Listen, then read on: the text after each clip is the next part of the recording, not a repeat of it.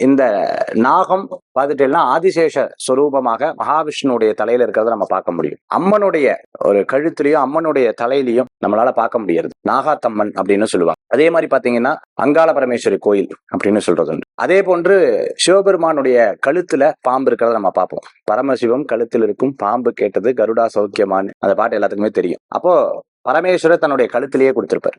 விநாயக பெருமான் தன்னுடைய இடுப்புல பார்த்தீங்கன்னா நாகரை வச்சிருப்பார். முருகப்பெருமான் தன்னுடைய கால் கிட்ட இந்த நாகரை வச்சிருப்பார். இப்படி எல்லா தெய்வங்களும் பார்த்துட்டீங்கன்னா இந்த நாகருக்கு ரொம்ப மகத்துவம் கொடுத்திருப்பாங்க. இந்த புத்து வந்து பாத்துட்டீங்கன்னா கரையான் எடுத்து கட்டக்கூடியது, அதுல பாம்பு வந்து போகும்னு சொல்லுவாங்க. அதே மாதிரி நம்மளுடைய வாழ்க்கையில நல்ல அற்புதமாக இருக்கக்கூடிய விஷயங்கள்ல என்னைக்கு சர்ப்பதோஷம் விலகிறதோ அன்னைக்கு எல்லா விதமான தோஷங்களும் இருக்கு. இந்த சர்ப்பத்தை ரொம்ப அழகா புற்று வடிவுல பிள்ளையாருக்கு பக்கத்துல 2 சர்ப்பத்தை பிரதிஷ்டை பண்ற வழக்கங்கள் இருக்கு. இது நாக பூஜைன்னு பேரு, நாக சாந்தின்னு பேரு, சர்ப்ப சாந்தின்னு பேரு. திருமணத்துக்கு முன்னாடியும் பின்னாடியும் செய்யக்கூடிய இந்த அற்புதமான சாந்தி ஜோதிட சாஸ்திரத்துல ஜோதிடர்கள்னால சாந்தி பரிகாரமாக சொல்லப்படக்கூடியது.